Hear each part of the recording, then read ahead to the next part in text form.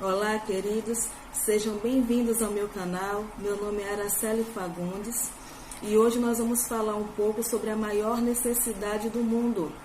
Mas antes, eu quero convidar você a se inscrever no meu canal, ativar o sininho para receber notificação de novos vídeos e em relação a este vídeo, curta e compartilhe.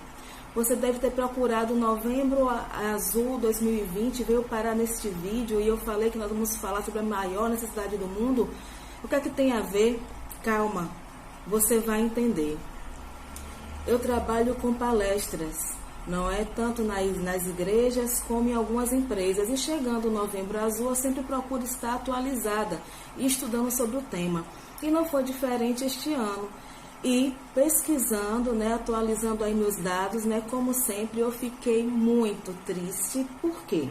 Primeiro, na pesquisa, óbvio, de acordo com a estimativa do INCA para 2019, que foi a que eu tive acesso, não é o primeiro câncer que atinge os homens brasileiros. O primeiro é o próstata, segundo o pulmão, terceiro, intestino. Não vou entrar nesse vídeo em detalhes como prevenção, quais são os sintomas, não é o meu objetivo, é uma coisa que eu faço detalhado em cada palestra e demora cerca de meia hora, uma hora, a depender do cronograma da palestra. Mas pesquisando ainda mais sobre o câncer de próstata, que é o objetivo do Novembro Azul de prevenção, não é? Então ainda me chama a atenção que em pleno 2020, olha a cabeça da humanidade, olha a cabeça do homem brasileiro em 2020. Muitos ainda, não é? 48%, não é? Ainda não fazem o exame, por quê? Por causa do machismo.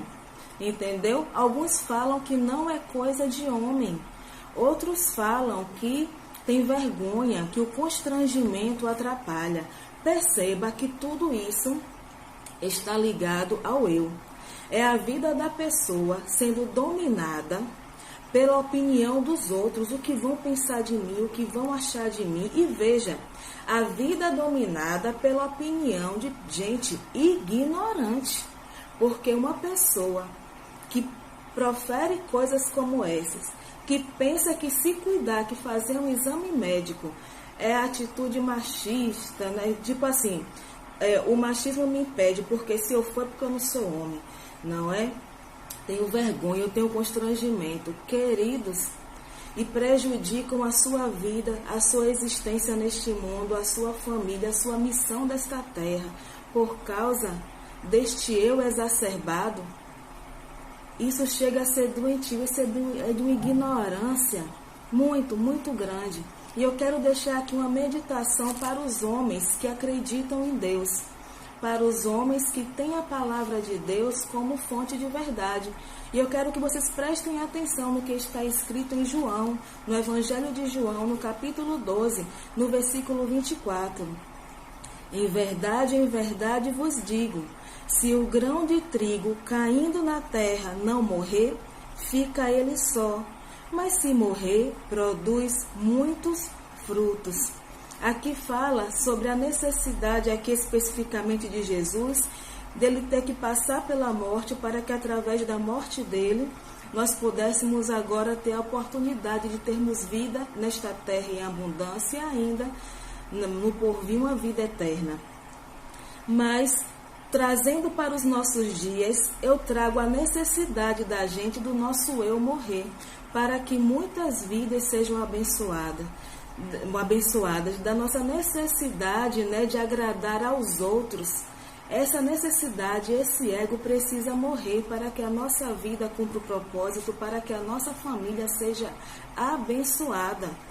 Um homem não pode ser dirigido pela opinião de outros, principalmente de outras pessoas ignorantes. Deixar de se tratar, adquirir uma doença, trazer tristeza para toda a sua família, sofrimento para sua esposa, filhos, mãe, pai, tudo por conta de preconceito. Isso não pode ter lugar na mente de um homem que crê em Deus, que entende que seu corpo é o templo do Espírito Santo e que tem uma missão aqui nesta terra. E sobre essa questão do homem que deixa o ego morrer para que a sua vida dê frutos, eu pensando, poderia dar muitos exemplos, inclusive o exemplo de humildade do próprio Jesus, mas eu senti no coração, creio que da parte de Deus, e meditarmos um pouquinho na vida de José. Então, se você está acompanhando este vídeo e tem uma Bíblia, abra em Mateus, no Evangelho de Mateus, no capítulo 1. No versículo 16 fala: Jacó gerou a José, marido de Maria, do qual nasceu Jesus, que se chama o Cristo. Nós, como cristãos, sabemos que Jesus foi gerado pelo Espírito, não foi gerado pelo sêmen de José em Maria. Vamos continuar lendo aqui a partir do versículo 18, para completar esse raciocínio que eu estou desenvolvendo com vocês.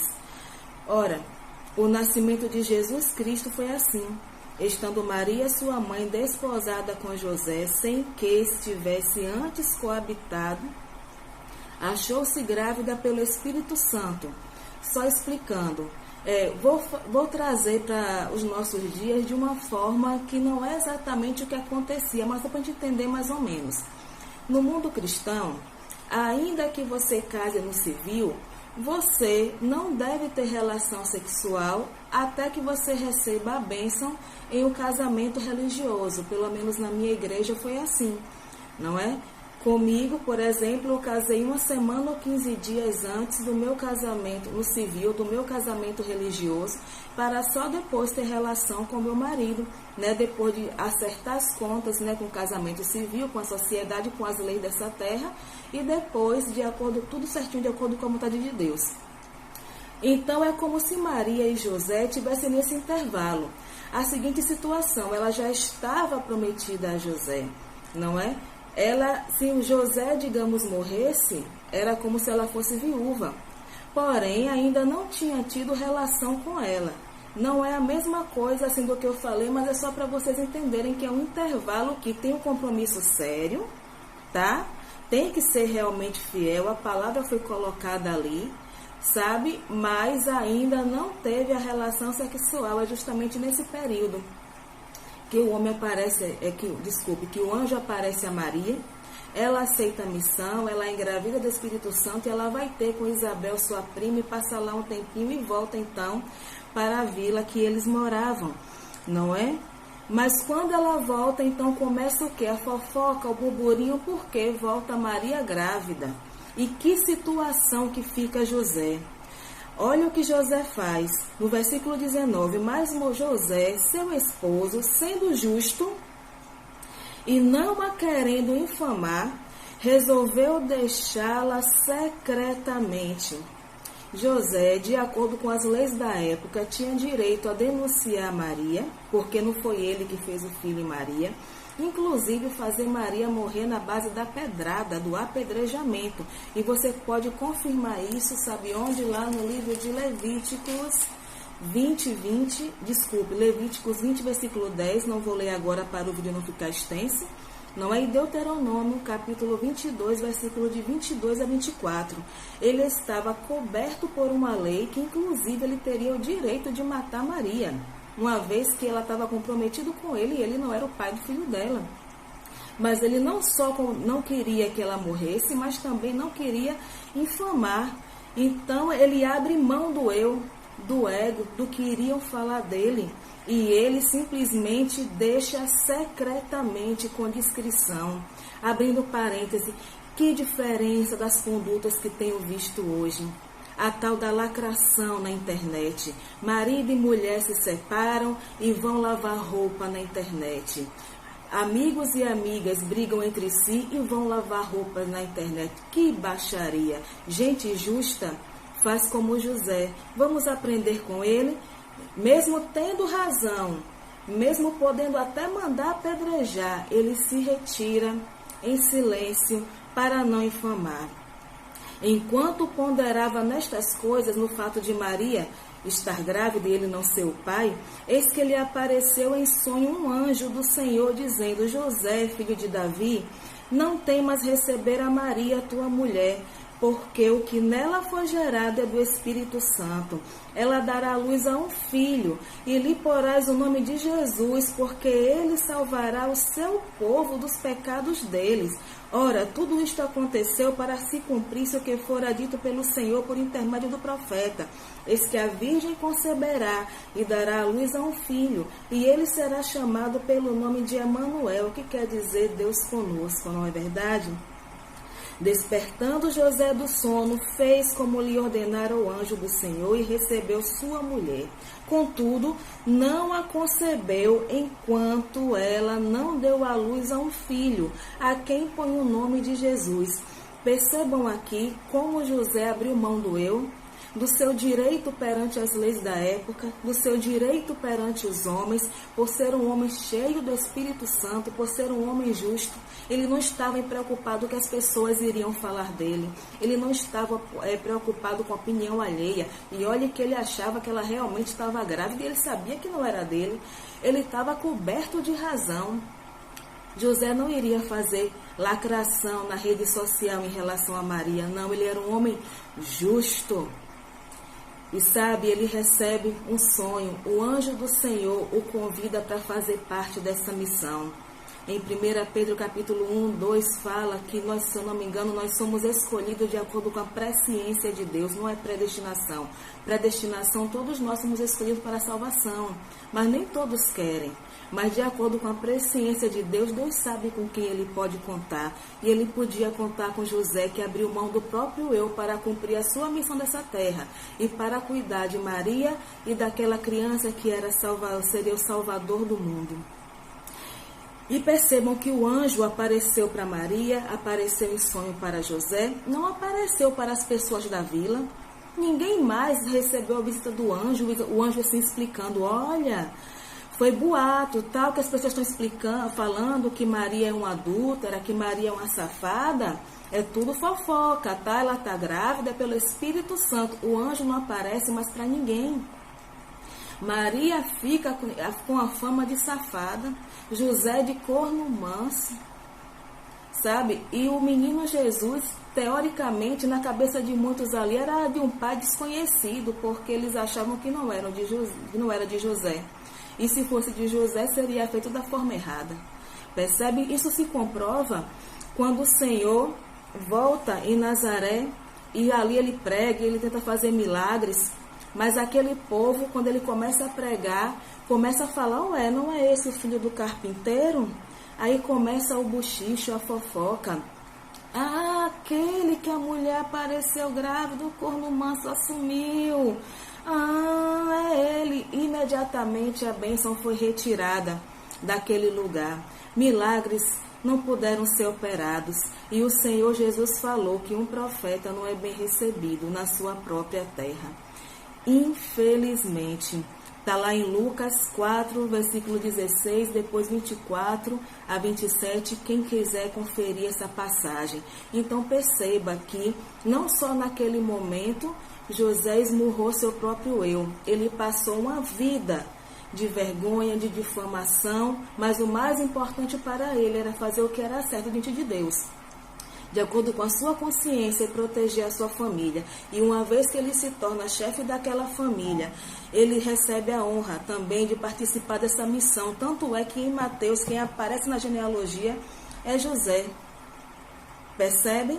Ele se torna como se fosse ali o pai adotivo de Jesus. E se você estudar o capítulo 2, você não vê mais o anjo aparecendo para Maria. O anjo agora passa a aparecer para José. Não é? 2, versículo 13, aparece para José. A outra vez também, versículo 19, outra vez de novo, versículo 22.